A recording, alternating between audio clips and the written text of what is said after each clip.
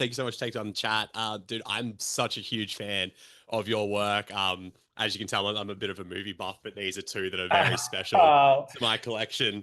I awesome. Thanks so much. Oh no, my pleasure. I mean, keep making good films and we'll keep having good chats. I worked at a Blockbuster, and that's when I first like rented this film when I was like maybe a little too young, for like 13 or 14 years old.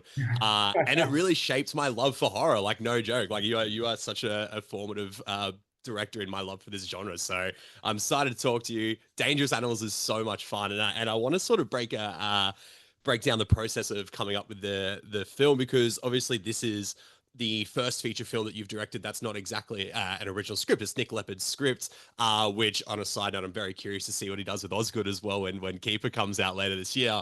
But I'm curious to know how your approach to directing changes or evolves when you're adapting someone else's work rather than something that you sort of concocted in your own brain, I guess. Yeah, well, I mean, I went to Australian Film, Television, and Radio School, which is kind of like a microcosm of the film industry, and I'm working with writers Mm, and different departments. So I kind of I was kind of used to it, and then I spent the next 10 years in advertising, where admittedly it's like a 30-second script, but you're still inheriting a script sure, and yeah. kind of have to make it your own. And so I received this script 2 years before it kind of it got green lit. So Nick and I had worked on it, intimately together, to the point that it's sort of like it's with one brain in a way. So Mm, by the time we got to shooting, I felt like I felt like I knew it as well as one of my own scripts, and that's the only way I think you can ever direct, because every decision comes from subtext, and sure, yeah. it's character based, and can't know how to prepare unless you know what's happening between the lines, and I think what the characters are thinking. And so I always do, like, character breakdowns and head of department breakdowns. But then when you cast it and you bring on an incredible team, that just becomes the foundation, and they all elevate it and think of things that I hadn't thought of. But to begin with, I always equate it to studying for an exam. If you've used SWOT vac to study properly, and things go wrong in the exam, you don't get the question you're expecting, which is like, weather turning against you or whatever, you can kind of cope and still hopefully come out with a Sure. decent result. If you cram and use pre-production just to go, well, what film are we making here, then you're kind of lucky to pass. So I think it's my fear of failure. I just try to do as much prep as possible and then surround myself with the best people. Man, it paid off. It paid off because I had so much fun with this movie, and I'm so glad you brought up the cast as well, because I'm sure a lot of people are talking about how great Jai Courtney is, but everyone is fantastic in this film, and everyone brings a lot of genuine substance to the characters. I'm curious to know specifically for Bruce and Zephyr for themselves, how much did they evolve from script to when you cast both the people who played them, because they're both such, like you said, detailed characters, and there's a lot of backstory that we get that really solidifies them. But how much does the character actually evolve when you do bring on someone like Jai Courtney for Bruce?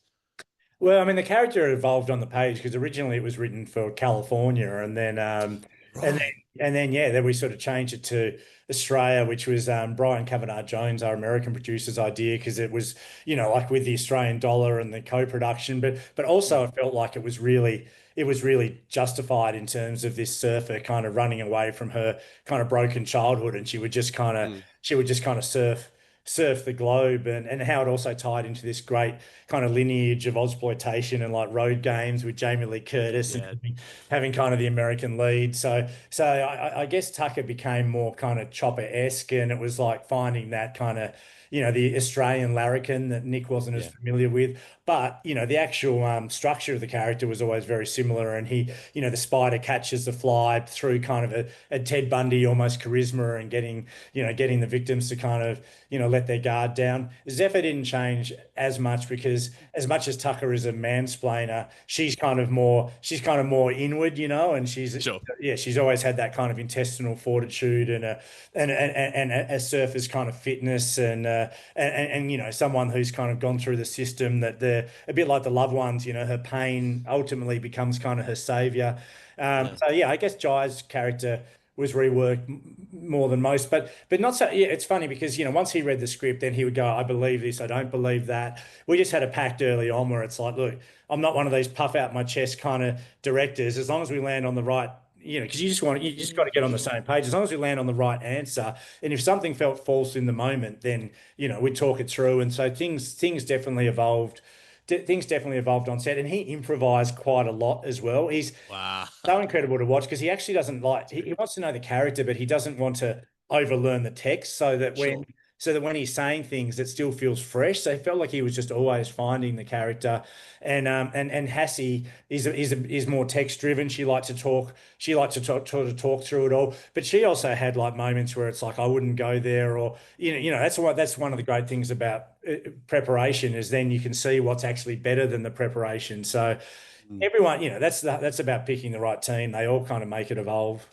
Yeah, it takes a village, right, to make a movie. I hear so many Absolutely. filmmakers say that, and I think the results are seen on screen.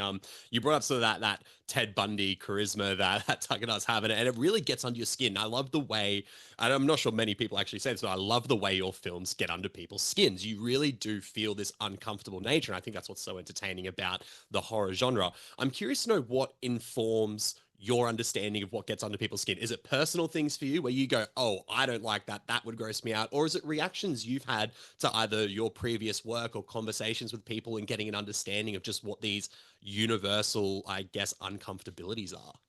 No, I mean, I think a lot of it is kind of thematic. It's sort of like Sure. Yeah. Yeah. in the loved ones, it was like, well, what are the instruments of torture? This is in Yeah. somebody's kitchen. You're going to be using like, forks and salt and Oh, yeah. that becomes kind of the point of distinction. And in dangerous animals, all the kind of, torture devices are nautical, whether it's kind of like the multi-tool or the gaff or the boat hook or or the spear gun. So it's sort of Yeah. Yeah. starting like that and going, what's original about kind of these kind of instruments.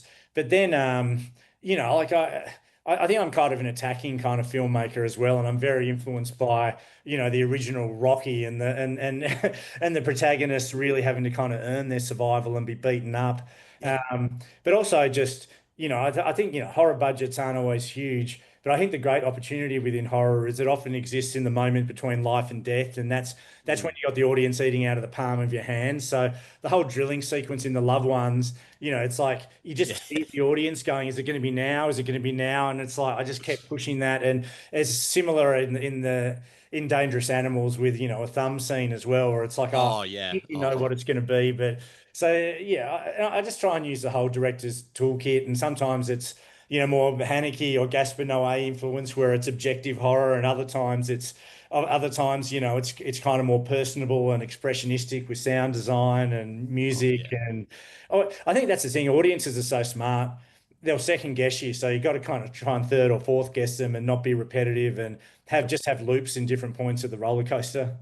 Yeah, it's playing with form and playing with genre, and that's what is so exciting. I think about horror is that you can do that so vividly and so intensely, which is great. Yeah, and it's a really playful genre. Yeah, It's like yeah, about messed up stuff, but it really is thinking about it like that. It's like, well, the audience are used to this roller coaster. We've now got to put loops in different places, and you can't repeat the same loop. And I mean, in many ways, Dangerous Animals, it's almost Groundhog Day-esque, where there are three key scenes all totally. on Yeah. the hook, and each of them have a very different personality. Otherwise, the film would feel repetitive.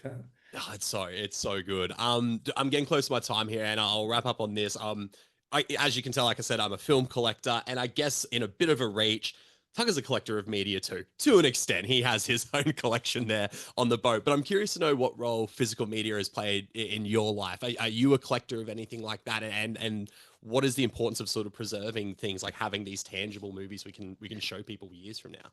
Yeah, well, I mean, I think for Tucker, it works as his souvenirs. Like all Yeah. serial killers keep their souvenirs that they can, after the moment of the kill, they can kind of revisit, and Mm, it's analog. It doesn't leave a digital footprint. There's a nice kind of meta quality to it there as is. well. But yeah, I mean, I love physical media. I mean, I used to love after school just scouring the kind of shelves of record stores, and I love that. I love that there's actually a relationship with the artwork, and it pays Totally. respect to every kind of aspect of a release. And I I worked in a video store for many, many years, and I just, yeah, it's just, I miss kind of how tactile being a fan is. Yeah, Like there's something very impersonal just about digital and streaming. And so, yeah, totally. hopefully, Tucker's keeping kind of physical media alive in a, We'll bandwagon for physical media, just maybe not Tucker's yeah, version of yeah, it. yeah, Perhaps yeah,